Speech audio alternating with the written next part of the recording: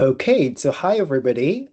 Welcome to this very exciting online launch event of a new international journal called Research Synthesis in Applied Linguistics. My name is Sinwang Chong, and together with Sathina Chan, we are the founding co-editors in chief of the journal. So we would like to welcome you to this online event. I'm super excited and very nervous simply because last week I lost my voice completely and thankfully got it back right before the event. So I'm very grateful. I'm also very excited because when I sent out the registration link, we had 100 tickets reserved for the events. They were all gone, and then I added 50 more, and they were also gone. So 150 tickets all gone. So obviously, people are very excited, very interested in knowing more about the journal. But perhaps it's also because we have a great panel that we will have a discussion on the topic of research synthesis later. So I'll introduce the panelists later on. But today's session, it's a 1 hour session. I promise you time will fly. But in the first half an hour, what Sathina and I would like to do is to provide you with a very brief introduction of the journal. And then the second half of the hour, I will invite our three panelists to talk about research synthesis and the journal as well. So before I introduce the journal, of course, it's important to think about the topic that the journal is interested in publishing, which is research synthesis. And so what we mean by research synthesis is really a kind of secondary research, a kind of literature review that is done very systematically, transparently, and there is a very clear kind of methodological framework that is underpinning the whole process. So obviously, if you are at the event, probably you have written a synthesis yourself, or at least you may have supervised students on syntheses, and you probably know a bit more about that as well. By research synthesis, we refer to all kinds of research synthesis. So we use this as an umbrella term, really. So things like meta-analyses, scoping reviews, qualitative research syntheses, systematic reviews. So all these are more specific types of research synthesis that the journal is interested in publishing. Let's go to the next slide, please.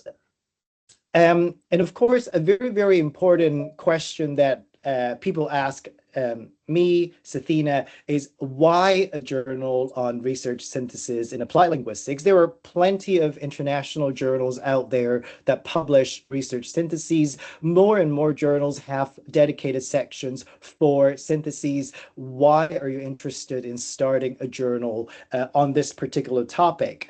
Now, before I tell you what these numbers mean, I just want to thank a group of colleagues who kind of supported my vision and encouraged me to kind of go on and start this new journal.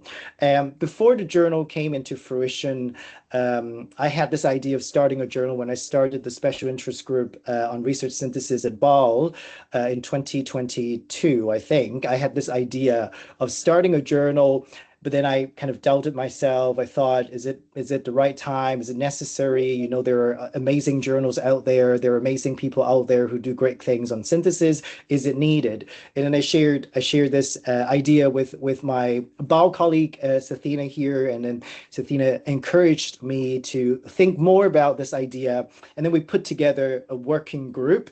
So Sathina, obviously, on the group, and Sergey Big I don't know whether he's here, and Takumi Aoyama. So these three colleagues, we discussed, we had rounds of discussions, meetings, thought about the journal idea, whether it's solid, whether there is a case for it. We put together a proposal together to Taylor and Francis, which was of course accepted and approved. So I just want to give a big shout out to the working group because without you guys, the journal wouldn't exist. But of course, there are also a number of other reasons that we would like to start a journal.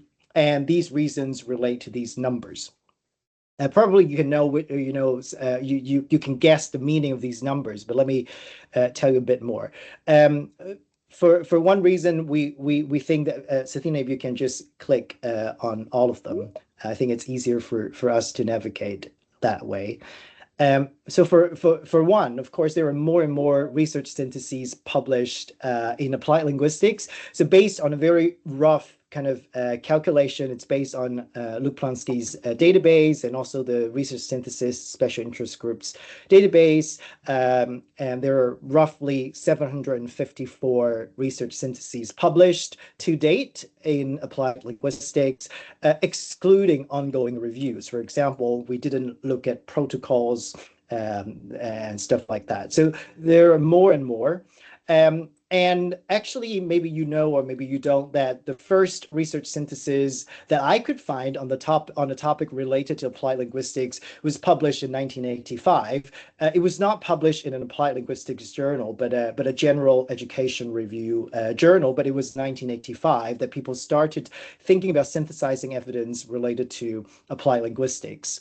And obviously, in 2006, a seminal book edited by Norris and Ortega uh, that kind of put this type of research under the spotlight. More and more people started thinking about it. There were good example studies how to conduct different types of research syntheses. So that was really a watershed moment in the field of applied linguistics when it comes to research synthesis. And of course, more recently with initiatives that I am involved in, and for example, like TC Graphics that I co-direct with Masatoshi Sato, that we try to look at research synthesis not just from a methodological perspective, but thinking about how synthesis can be useful to teachers, to practitioners, and of course, me starting a special interest groups at BAL about research synthesis, and the fact that the special interest group having more than 300 members in a few years, that speaks volume about how much people are interested in research synthesis. And also more and more special issues on research synthesis in the last 10 years or so. There was one co-edited by Rod Ellis, Xiaofeng Li, and Shintani. In applied linguistics, Luke Plonsky edited a special issue on bibliometric review, and I myself, with Hamish Chalmers and Melissa Bond, we edited another one. So there are more and more discussions. So what I was trying to say, next slide, please, is that there is more and more interest, and people have been thinking about it. Research synthesis has been around longer than we think it's around in applied linguistics. But there doesn't seem to be a place for people to talk about things related to how to do research syntheses. And I think there are a lot of thoughts, there are a lot of opinions, there are a lot of comments about different ways to do synthesis well. And what we don't have is a scholarly space, a community where we can openly discuss or even debate how to do different types of syntheses. There have been a lot of discussions that center around how other disciplines do syntheses, and that's good because we always want to be interdisciplinary, and applied linguistics is interdisciplinary, but it also prompted me to think about whether there are field-specific standards that we have to think about and what people are doing out there, what are some of the best practices out there. So this journal exists to become a dedicated platform for publishing rigorously conducted syntheses, to showcase good practice, but also to debate what it means by good practices. And the journal, as the name suggests, is methodological in focus. So it welcomes submissions of all kinds of research syntheses on all topics related to applied linguistics. It can be SLA, it can be language teaching, it can be healthcare communication, it can be any of that. I will hand over to Sathina to, oh no, it's still me, I think, Sathina, am I right? Yes, it's still me. Sorry. Um, Apart from the working group, the journal wouldn't come into existence without our editorial board. So I would like to say a big thank you to all the colleagues who said yes to my very kind of blunt invitation to a new journal. So thank you very much. I know a lot of you are here today. If not, you may be watching the recording later. So I just want to say a big thank you. We have our editorial advisory board with different journal editors, very experienced colleagues who know the field very well to help steer the journal. Together with the editors, we also have bibliography editors, and this is something that is quite special and unique to the journal because we also want to do some stock taking exercises in the future for the journal, that we're able to update the field on the latest kind of research syntheses that are published, what are the major themes, what are the major methodologies, what are the latest trends. So we have bibliography editors there as well. One thing that also stands out for our journal's editorial board is the technical advisory board, that we want to draw from the expertise of research synthesis experts from other disciplines as well. So you can see colleagues here under the technical advisory board, they are not applied linguists. They work in different fields in healthcare, in education, but I have invited them on board because they share that enthusiasm and that expertise on research synthesis. Next slide, please. And here is our editorial board members who come from different parts of the world. A lot of colleagues who have done great works in different kinds of research syntheses. So thank you very much for being part of this new adventure with us. I'll hand over to you now, Sathina. Yeah, thank you. So now I'm going to talk about the 4 types of submission that we accept at our new journal. So the first type is research synthesis, which is the main type of articles. And then we also accept methodological article, research synthesis protocol, as well as book review. I'm going to talk about these one by one. So for research synthesis, you can see that the length is from 8,000, which is the standard length of manuscript accepted, to up to 20,000. The reason why we provide a longer range of word count is to allow a deep discussion or presentation of the research synthesis, the richness of the data and the discussions. So this is one key feature that our journal offers. And the research synthesis can be on any topics in applied linguistics. And for all the submissions of research synthesis to our journal, we require authors to register their title. And this is for the purpose for information exchange. It is very, it won't take a long time. It's just a very simple registration form to register the title of your planned research synthesis, and also the research questions that you're thinking about, and the team that you put together, and their main role, and the estimated timeline. So it shouldn't take more than 5 minutes to do that. And then once you have registered the title, this is freely available to everyone who is interested to look at what people are thinking of doing, or the research that is going on. But we want to highlight that this database is actually not reviewed by the editors. So the purpose is really for people to register their interest when they would like to commit a piece of research synthesis. But if they want to make changes later on, they can email the Xinguang or the email address on the form to make changes of their title registration. So this will be required for manuscript that's submitted to our journal, to our journals. And then the second item is called protocol. If you're not familiar with this term, it is basically a plan, a research plan to conduct a piece of research synthesis. In other field, this is usually required for journal submission, but in our field, we feel that maybe this is not the usual practice. But we really want to encourage authors, researchers to start doing this, because this is a good practice. When you put together a research proposal or protocol, helps you to think about the methodology systematically, and then you will also receive feedback on that. Um, so we strongly encourage colleagues to do that if they want to submit research synthesis to our journal. Our journal will accept protocol submissions, which I will talk about it in this next slide. But there are other databases that accept protocol registration. I think one of those would be International Database of Education Systematic Reviews that most of us have been using.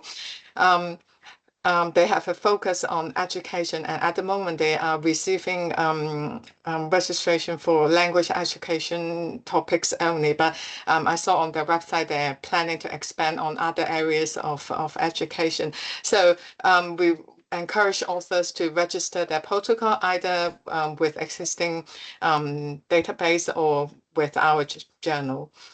And another features of our research synthesis article is that once it is accepted, based on the abstract or a summary provided by the author, we will produce a graphic abstract to go with the article. So if you're not familiar with graphic abstract, it's something look like this to sort of graphically summarize a piece of research. So it's eye-catching and is easy to read and to draw people's attention for information exchange. And if people are interested, they can go on to read the actual article. Okay, so the second type of submission we accept is methodological article. So these are sort of within the 4,000 to 7,000 words length. So it has to focus on a methodological issue. So it can either be descriptive. For example, if you want to describe a new software or a new way of doing research synthesis, or it can be like a sort of discussion piece. If you have, for example, a big topic is use of AI in research synthesis. If you want to discuss aspects of that, then you can also submit to methodological article this category. But we encourage authors to use examples to illustrate their points in this type of article. And this type of submission can also be commissioned by Xin and I, based on the interest in the field. And the third type is research synthesis protocol, which I have briefly mentioned. So this is shorter comparatively to 2,500 words to 4,000 words. Basically, it's a study plan of your research synthesis. So for this kind of submission, it will be reviewed by either of the journal editors.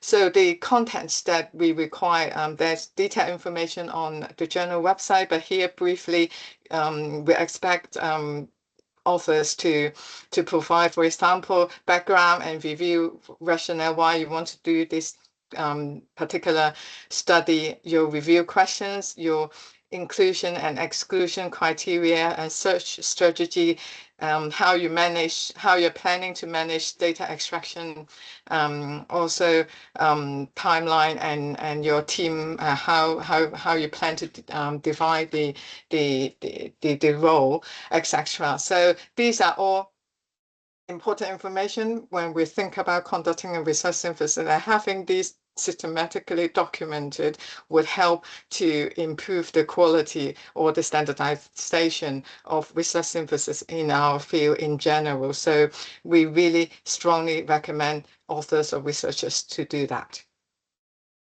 And the last type of submission we accept is book review.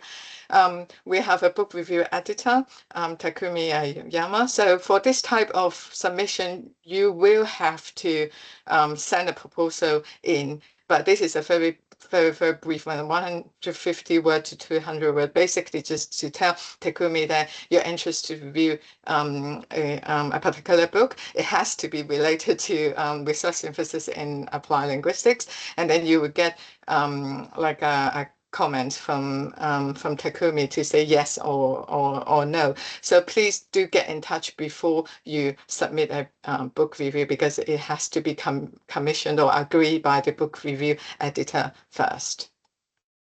All right, and we would like to also share the EDI initiatives of our new journal, because as Xinguang mentioned at the beginning, one of the visions of our journal is to provide a platform for researchers or practitioners who are interested in research synthesis to discuss, and also to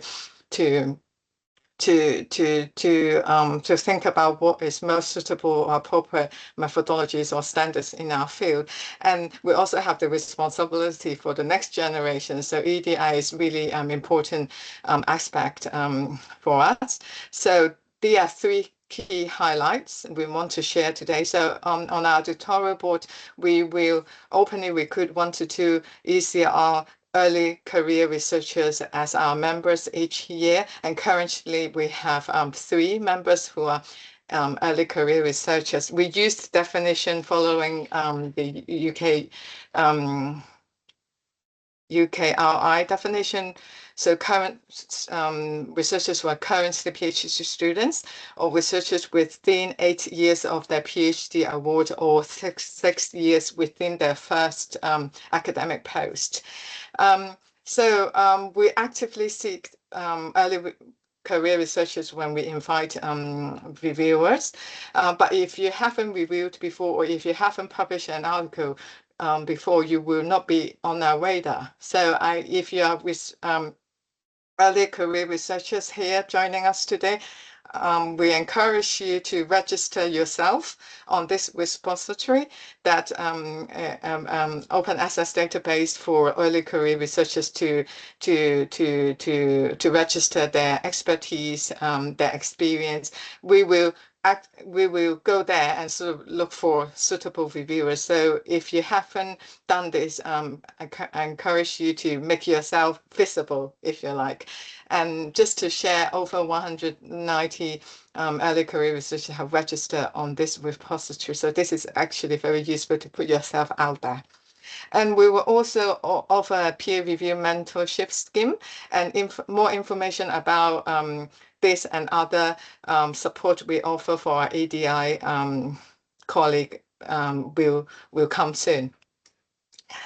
And we are also offering an ECI award every year to recognize excellence of a high quality research synthesis with an ECI as the lead author. So you don't have to apply for this. So we will review all the articles submitted as with an lead author from the ECI colleague.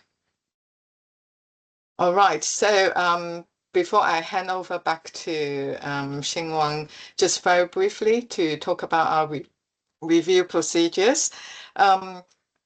So for the research synthesis, when it comes in, the editor will actually do a very quick review of the methodology using one of the guidelines called SMART. Xinguang will talk about it a bit more in a minute.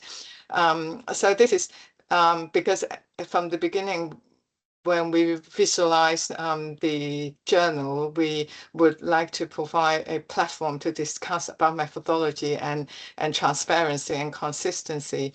So that's why we have this additional step, if you like, just to do a quick check of the methodology sections of all the manuscripts coming in. And then if there are any issues or major issues, then editors will provide quick feedback before it goes on to substantial review, because as we know, it takes a long time to review research synthesis because of the rich data. So once this initial step has been completed, then each of the manuscript will be reviewed by 2 reviewers. And the features of our article is that of journal is that we will have one reviewer who is a subject expert, for example, language testing or vocabulary or writing, etc. And then another reviewer who is a specialist in the type of research synthesis that's submitted. So we hope that in this combination, we cover both the subject knowledge as well as the expertise in research synthesis. And then in some other cases, we might also seek advice from our technical advisors as well. And then will be the usual review feedback decision procedures. So now I will hand over to Simon to talk about SMART. Thank you very much, Sathina. So Sathina mentioned that we'll be using a tool called the Synthesis Methods and Reporting Tool, or in short, SMART, that I developed for the journal primarily, which consists of a 22-item checklist that editors, authors, and reviewers of research synthesis and applied linguistics will use. And the tool is now available as a preprint, as you can see on the slide here. You can scan the QR code if you want to, or I'm putting the link in the chat so that you can have a look. It will be published in the inaugural issue of the journal soon. But what I want to share, instead of going into the detail of the tool, because there is a lot to unpack there, but I just want to share a little bit about the process of developing the tool that was as enlightening as the tool itself.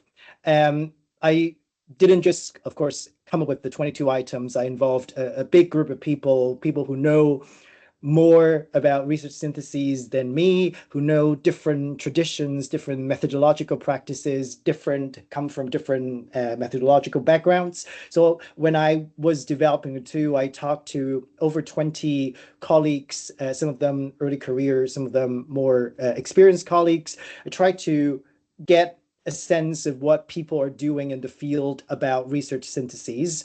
And when I created a draft and I shared it with this group of people, I have to say, as an aside, this is the most daunting peer review process that I have ever experienced, because imagine you send your manuscript to 20-ish colleagues who know the topic very well. So that's very daunting. But at the same time, that experience is so revealing to me that people have a lot of experience. They have different thoughts, they have opinions, they have reflections, and it's very useful. And that confirmed actually the impetus for starting to journal, because people actually care about the topic. And what I envisaged the tool to be used is not just as a top-down, kind of very reductive way of saying you should do A, B, C, D, E. If you don't do E, then you're not going to get published in a journal. It's not that. I think it, of course, in a sense, it provides standardization. I think that's useful. But more importantly, the tool is to be used as a springboard for further discussion. So for example, as an editor of the journal, I would actually welcome a method paper, for example, critiquing the tool or talking about how the tool can be used in different innovative ways, or how the tool can be refined. And Sathina and I actually have plans to validate the tool. So, this is only the first step. I'm not saying that, well, we have a tool here, I have everything figured out because I know more. It's not. It's really just the beginning of a methodological discussion, and that we have something to refer to, whether we agree or disagree or whatever the reasons may be. So this is really something that I would value feedback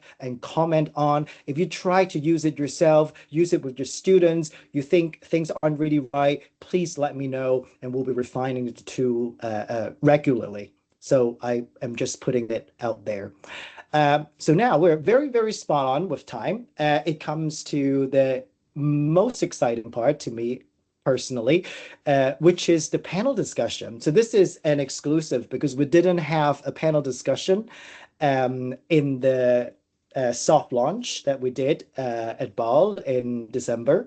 And in the in-person launch that I'm going to do at AAAL, we're not going to have a panel discussion. So you are in for a treat if you're here, because you get to listen to three colleagues, very, very experienced colleagues in applied linguistics, to talk about what they think research synthesis is all about, their aspiration for the journal. So I would like to introduce three of them very briefly. So Professor Luke Plonsky, my frequent collaborator on the topic of research synthesis. I've learned a lot from Luke. Luke has been very, very supportive on all fronts not just synthesis, but other important methodological initiatives in the field, including open science. So very, very glad to have Luke with us. And Luke is based in the US. It's super early for him and super cold for him as well. So really, really appreciate that, Luke. And then we have Professor Talia Isaacs from UCL. Talia is the an experienced journal editor and also very experienced colleague, very experienced in conducting different kinds of research syntheses. Her kind of interdisciplinary work with colleagues outside of applied linguistics, especially in healthcare and medicine, that really brings an interdisciplinary perspective to look at research synthesis, which actually originates from medical research. So really, really glad to have Talia here with us as well. Last but not least, with Professor Linda Taylor, who is also a very experienced linguist and language testing specialist here. I still remember at Baal's conference, I was chairing the sessions for my special interest group, and Linda was there very early in the morning, listening and giving comments to some of the presentations. So really learned a lot from her, and I know she just came from another very long meeting. So very, very appreciative of you being here, Linda. So before we kind of stop sharing the screen, I just want to show you the discussion questions. Next slide, please. So I've asked the panelists to first think about these 4 questions. So they will each have around 5 minutes to talk about their reflection on these 4 questions before we go deeper into each of them and have a conversation. So the first question is, what do you see as important contributions of research syntheses to applied linguistics research? And the second one is, what are the important considerations when conducting research syntheses? It can be methodological, ethical, and many more. Third, what are some of the challenges to applied linguists when conducting research syntheses? And finally, what are your aspirations for the RSAL journal? So right now, I'm going to ask Athena to please stop sharing the screen so that we can all see each other. And while the panelists are speaking and having a conversation, I would also like to invite the audience to feel free to chime in the chat. If you have any thoughts or reactions or your experience, feel free to put your thoughts down in the chat. So let me see if I can find the panels, because there are so many. Let me see. I think I can see. Yes. Luke is here. Linda is here. Let me see. Talia is here. Yes. Thank you. Thank you. I have to flip through a few pages. Shall we start with Luke and then Talia and then Linda, if that's all right? So each of you will have around 5 minutes to kind of do an opening remark, and then we'll kind of have a dialogue. Luke, please. Sure. Yeah. Thanks so much. Sounds good. And I should respond to all 4 of the questions. It's up to you, Luke.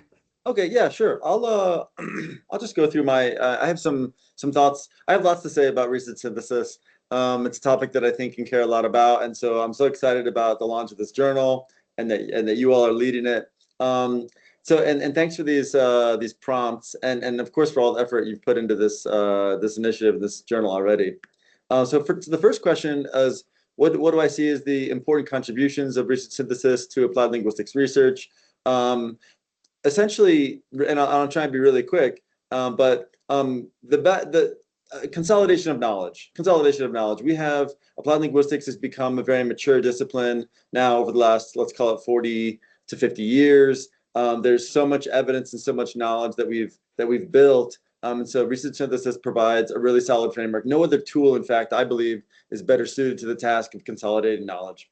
That's a means to efficiency in a way, but also through research synthesis, and we provide consolidated pieces of knowledge. Also provides through tools like T-cell graphics, great accessibility and for that knowledge to broader audiences, which I think is really powerful. And especially in an applied discipline like ours, we want our knowledge to be accessible to broader audiences, not only academics who live and love empirical research. The other thing I'll mention, and this is something that I'll mention in particular because it's so near and dear to me in my practice as a scholar, is that research synthesis provides a framework for assessing quality.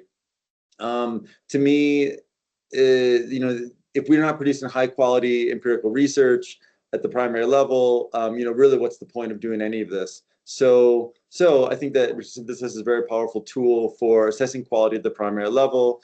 And then really critically, no matter what type of research synthesis you're doing, this can be applied, but providing then empirically grounded recommendations for future research in terms of both substance and method.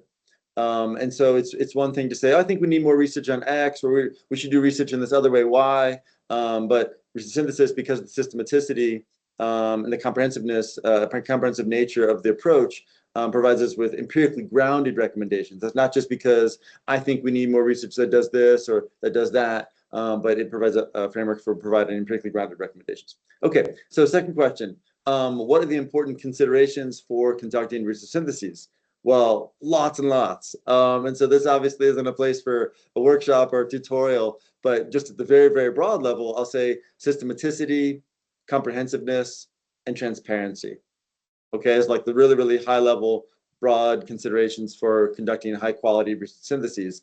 More specifically though, I'll say what we need for high quality research synthesis is we need to have the synthesis has to have very solid knowledge of both the substantive domain under investigation and synthetic methods. Okay, and I've seen a lot of syntheses that have one or the other, but not both, which is an unfortunate circumstance. People maybe get excited about the method and they want to do research synthesis, and so they do it, but maybe on a topic that they don't have the substantive expertise. Or it often is the case that we see somebody who has the substantive expertise, but they don't really know how to do research synthesis. They don't understand the principles of synthetic methods. And so what we need is teams, and almost in all cases, teams of scholars who both have the substantive knowledge and the methodological knowledge. And then the third thing I'll say about an important consideration would be the need to view research synthesis as a natural part of the research cycle. Okay, so we have theories and ideas, and that leads to primary research. And sometimes those primary studies are replicated as well, and those feed into research synthesis. That's not where the research cycle stops. The research cycle then continues because a good research synthesis will point to the need for and directions for future research, future primary studies, which are then potentially replicated at the primary level and then subject to additional synthetic replication. Okay, so we've seen more and more synthetic replication, and as the domain matures, when Sin Wang was given a little bit of sort of by the numbers historical view on research synthesis and applied linguistics, that we have now 40 years essentially of research syntheses in applied linguistics going back to the mid 80s. And so some of these are now due for replication, many of them, in fact, and many of them are, but we can see more of that over time. And this is a cyclical process. Third question was, what are some of the challenges to applied linguists when conducting research syntheses? One really tricky one is, and this sounds like a strong word, and maybe it is, but that's bias. Bias on the part of primary researchers, but also among synthesists who, and I don't want to say, maybe not bias, but if we have an invested interest in a topic, maybe that's a pet theory, a particular theoretical or methodological framework that we like to work within, any niche in the field, or there could be bias, of course, in terms of statistical significance. Those are going to influence, in really unfortunate ways, our outcomes at the primary level and at the secondary level. And I do see some of that. I see synthesists who I can tell that they have kind of pushed results in a particular direction because that's the way that they hope or want or expect them to turn out. Okay, so that's really dangerous.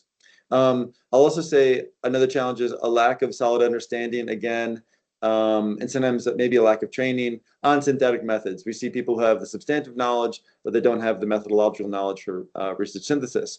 So really, really common problem is lack of comprehensiveness in searches or coding schemes, for example, that are not adequately piloted, vetted, and assessed. And then the third challenge I'll mention is just a potential over-technification of analyses. I'm a quantity guy. All of you who know me, you probably know that, but sometimes we see over-technification, over-sophistication of analyses in research syntheses and in ways that are not necessarily informative to the discipline. And then the last question, aspirations for the journal, very exciting. I am so excited that this is going to, I believe, improve and standardize the rigor, the transparency of synthetic research in applied linguistics, which is going to, I think, lead to more and more solid knowledge for our field. I think it's going to lead to refinement and improvement of synthetic methods. aspiration, if this is the question asked for aspirations of the journal, I'd love to see the journal become even more open access than it currently is. And then fourth, I'll say I believe and hope that this journal raises the profile of applied linguistics. This is a watershed moment for our discipline, meeting our colleagues in, let's say, psychology and education, two of the most nearby disciplines, who have already dedicated journals to research synthesis, review of education, review of educational research in the field of education, and then psychological bulletin in psychology. Well, applied linguistics is now there, and I think this is an important moment for the trajectory of our discipline. So I'll stop right there, and looking forward to the continued conversation. Thank you very much, Luke. A lot to think about. Thanks. I will hand over to Talia. Right. Yeah. Tough act to follow, but yeah. First of all, congratulations on founding and launching this new journal. Yes. Okay. So just to go to the questions, I think Luke, you addressed the first one really well about. Let me just pull that up. The important contributions of research synthesis to applied linguistics research. You talked about consolidation of knowledge. I always think of it more negatively. Luke talked about efficiency. Here I'm talking about piecemeal contributions, studies that are done that might be redundant. They might be doing things that we know already. And when Hamish Chalmers and I frame that as research waste. So I'll give an example from the field of medicine, since I don't want to point any fingers to areas within applied linguistics. But if there are a whole bunch of studies that were conducted now to show the link between smoking and cancer, we know that there is a link. Smoking causes cancer. This has been well established. So a proliferation of primary studies looking at that would in effect be wasteful. What would be better would be to synthesize that knowledge and then advance the field by not conducting further wasteful primary studies and really look at other factors. So I think that's one thing that we need to kind of drifts into the next question. But I think, so we'll go into that one. So important considerations when conducting research syntheses. And I think that these are widely universal. I think they apply to fields like applied linguistics, but more broadly as well. So I think it's really important to check out what has been done before and to pick a topic where there is, a volume of knowledge that does need to be synthesized. And usually it would be some kind of important topic. I think that applies to replication studies as well, that some studies that are very rigorously conducted are worthy of being replicated. Similarly, we need to synthesize evidence. And I think, I'll just go through these pretty quickly. Protocol registration is something that I think is critically important. I'm really pleased to see that you're pushing having protocol registration. This is something that my journal offers, and it's very much underutilized. I think it's important also to for transparency reasons. It could be a tool used for peer review to hold authors to account to, of course, you would accept that there are deviations to the plan. Those need to be well justified. We don't want to see authors cherry picking sort of results to report. I think that's something that could, in effect, mitigate things like publication bias. So having that plan and, reporting that, having that reviewed and getting a dedicated publication out of that prior to the publication of the full synthesis, I think is really important. I think the quality of research reporting is also crucial. Having some kind of consolidated way of just seeing, as a one-stop shop, how many studies were searched. Once the search strategy is reported, obviously replicability is really important, but just being able to, we always now as a journal mandate Prisma flow diagrams, because otherwise you have to sift through the article to try to find out how many records were searched, how many were selected. It can be quite a tedious process. Sometimes information's missing, and then it becomes difficult to report on what was done. So I think that's a challenge, but I think the journal will, raise the standards in doing these things and including in the quality of reporting syntheses. I think another crucial area is the appraisal of the methodological quality of the primary studies. We know that secondary research is only as good as the studies on which they're based. And currently in applied linguistics, there is no standard really for assessing, the rigor of the studies that were included. Sometimes also they're mixed. You may have a mix of, experimental studies, quasi-experimental studies. There needs to be some kind of account of the quality of those studies. So I think it's really good that tools like, Prisma's been around for a long time. Obviously, it's a tool that has come out of a different field. So I think that there is space now for, trialing a tool like SMART and having that kind of evaluative process embedded. I think that is really crucial. So that's really innovative. I'm sure that the eventual SMART tool will be something that is highly cited. So well done on that. Okay, so just to shift now to thinking about the other thing I would say also is that, Xin Wang and Luke, we point to your typology, of different forms of research syntheses. I think that's also really important. Sometimes it can be difficult when you're looking at the number of syntheses that have been conducted in a given journal or a given field to actually locate those. So I think, branding them, is important, and using potentially a typology like that one, which is really useful. I think also, some kind of like Prisma checklist type of thing, which I'm sure SMART does as well, would be a good way of getting at some things like that. So in terms of aspirations for the journal, I really buy into your vision, Xin Wang and Sathina, of, this being a dedicated home for methodological discussions, and this will be the first dedicated journal in applied linguistics on research synthesis. So, it will be the go-to place. I think that the expanded word count makes, and the variation in word count, 8,000 words to 20,000 is quite a range. And I think that will make this a very popular venue for people, applied linguists seeking to have a home and find a home for their journal. So it's great. It also allows for the potential to actually have a very long reference list if a lot of studies are consulted. So I think that was a great strategic move. Again, I think, working up tools and validating those and seeing how they can be applied is important. It would be useful to try to get at what are differences. Well, what aspects of synthetic research are universal and which ones are specific to applied linguistics? And potentially there are tools that may actually, it's possible that we can adapt ones from medicine or they can apply to our field or from other fields. But it would be useful to sort of try to tease that apart, I would think. The last point is one that Luke touched on and that came up also in your presentation, which is about the accessibility of, the findings to practitioners and other stakeholders outside of the ivory tower, or who may not have access to publications that are behind paywalls. I think the TESOL graphic initiative is one that interfaces really nicely. I see Masatoshi on here too. It interfaces really nicely with, the ambitions of this journal, just having an accessible way for teachers to and other practitioners and stakeholders to sort of get a bite-sized summary of,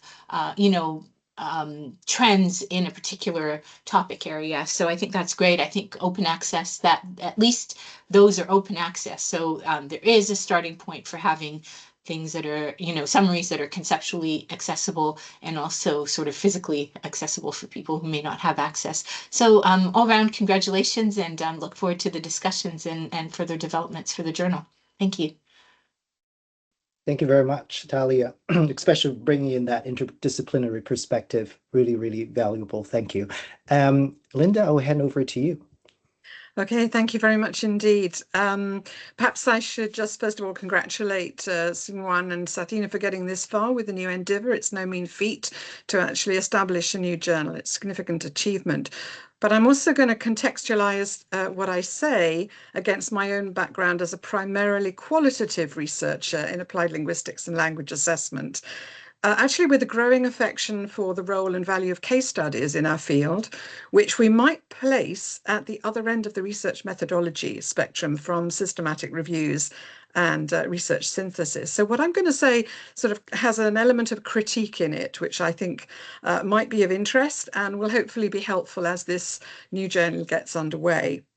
Important contributions of research synthesis, well, those have been mentioned already by my two colleagues. A set of new tools in the methodological toolbox for applied linguistics, very welcome, and one that takes advantage of the technological advances of recent years. So we can analyze large volumes of content, including big data, electronic corpora, and online digital repositories. That's great. So it's a form of analysis or review that offers a complementary rather than a competitive or a superior contribution in applied linguistics research. I think the explicit commitment to methodological principles of transparency, systematicity, and comprehensiveness are great, but I'll say something a little bit more about that in my second question.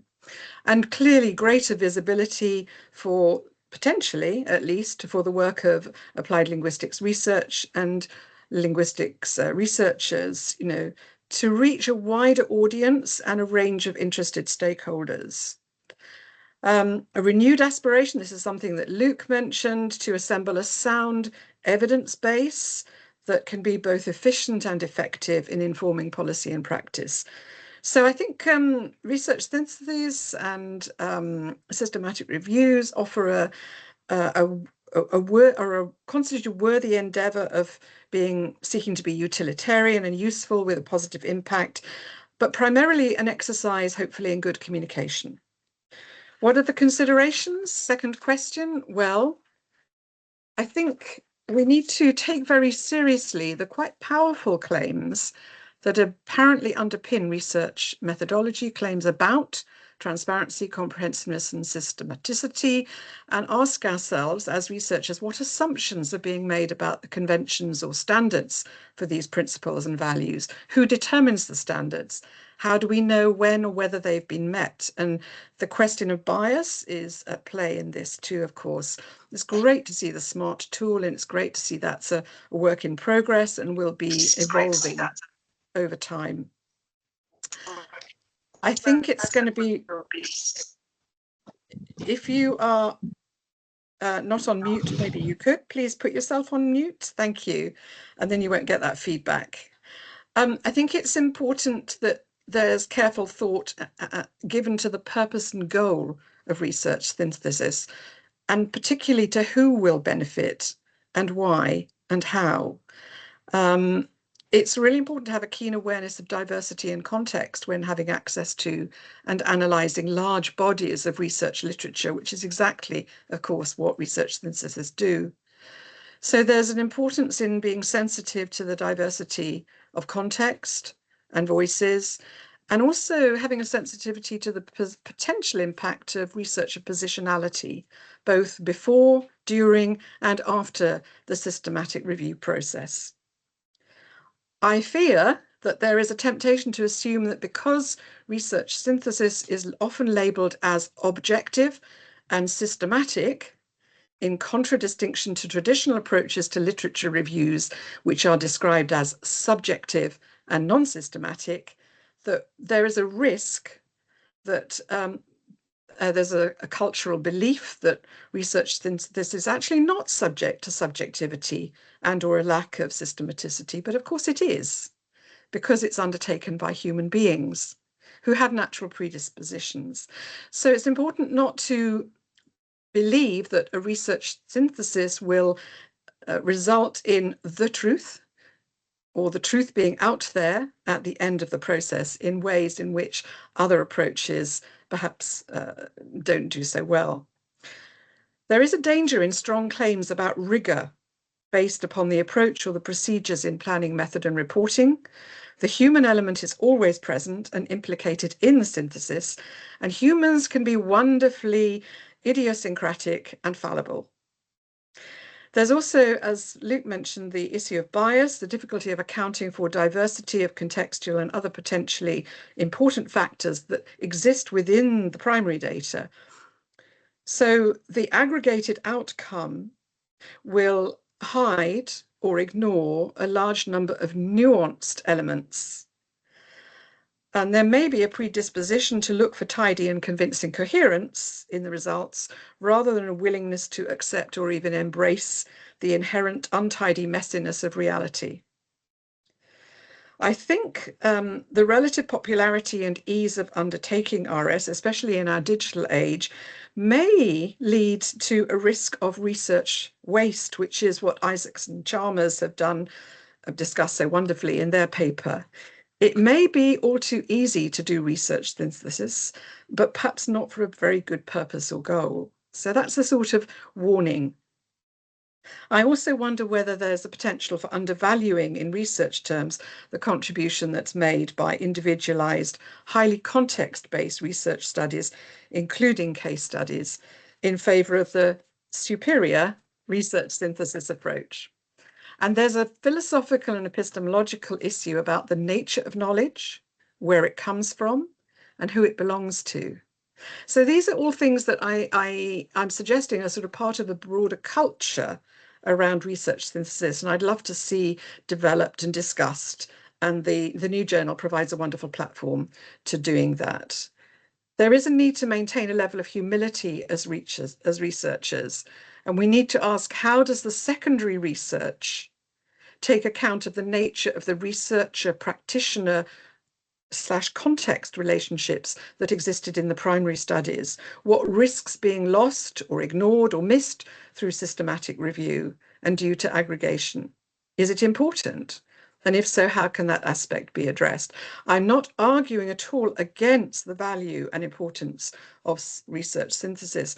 I'm simply cautioning that it is not a panacea. And I would point you to Cooper's 2016 framework with its 6 elements, one of which is to do with perspective. I think you could characterize all of those elements, 6 elements, with the question word at the beginning: what, why, whose lens, how much, how, when, where, who for. So there are questions of reporting that go beyond translation or mediation or application. What are my aspirations for the new journal? A wonderful research community building function, but also a culture building exercise, potentially. The broad communicative function is important to consider, and it will be a real adjunct to our existing opportunities. I'd like to think that it would offer a training function for new researchers, and perhaps not include just the perfect research synthesis, but examples of work in progress. I hope very much it'll be a platform for multiple voices, new voices, and diverse perspectives, and a space that reflects EDI principles and practice, and that it will ensure that the human element remains central rather than the method itself. Thank you. Thank you very much, Linda. I really like your point about being critical and reflective. That's really, really well said. In fact, I just come across a recent paper from Jim McKinney, who talked about, the title of his paper is "Systematic Reviews, Systematic Bias?" ? And I think that speaks a lot to what, Linda, you just mentioned. So thank you very much. I'm afraid we won't have the time to go into a discussion per se, but I'm sure there are a lot of internal dialogues within us, and also, I have been taking notes and reflecting, on what we can do next. But before I close the event, Athena, I wonder, as a co-editor, do you have any kind of quick response, and then I'll just close the event on time. I just don't want to overrun. Yeah, just one very quick comment, that I really appreciate Linda's comment on the different types of primary research. And I think Xinguang and I discussed this actually in length. One of the visions, really, we want this to be a home for all researchers in applied linguistics. So, because I think systematic research synthesis, especially in language testing, primarily like meta-analysis that are very number focused, but we really appreciate that comment, because it is one of the things that we want to achieve. We want to make this journal a home for all types of research, and a place to discuss how we can do research synthesis on qualitative research. Yeah. Thanks. So I think from what I get from hearing from the three colleagues, I think if I were to summarize everything that they said, I think research synthesis is about knowing what we do better, knowing what applied linguistics is all about. If I were to take one keyword from each of the speakers' presentation, I think Luke mentioned the word teams. So we have to work together with people with different expertise. Talia talked about checking before you start working on a synthesis. Check and make sure you don't duplicate efforts. And then Officer Linda talks about sensitivity. Diversity is about respecting and understanding different voices within the field. And I think I'm especially pleased to hear practitioners mentioned repeatedly. I think it's a very good sign that a methodologically focused discussion involves practitioners, how we can better represent research findings in a way that is accessible to practitioners. So we'll leave it there. I think a lot of food for thoughts, a lot of follow-up conversation, but that's what the journal is for. If you have any thoughts you want to share, don't just share with us, but write us an article, write down what you think, and I think that becomes, the next stage of our conversation. Just before I end the event, just to say that a big thing that I have to mention at the very end is that starting tomorrow, because this is the online official launch event, starting tomorrow, the 14th of January, 2025, the journal will be officially welcoming submissions. So feel free, if you have a paper in progress, if you know your colleagues, your students are working on something that they may want to think about this journal, start submitting our way. The system is ready, the website is ready, everything's ready, we are ready. We're waiting for submissions. And if you happen to be at RSAL in March this year, I will be there doing the in-person launch. So we have a session. Taylor and Francis kindly sponsored. We'll be there. And if you want to have a quick chat with me about the journal or submission, feel free to. But thank you so much, everybody, for joining, for being here to share this very exciting beginning, not just for the journal and hopefully for the field of applied linguistics as well. Thank you very much, everybody. I hope you enjoy the rest of your day. Thank you. Thank you very much. Bye-bye. Bye-bye.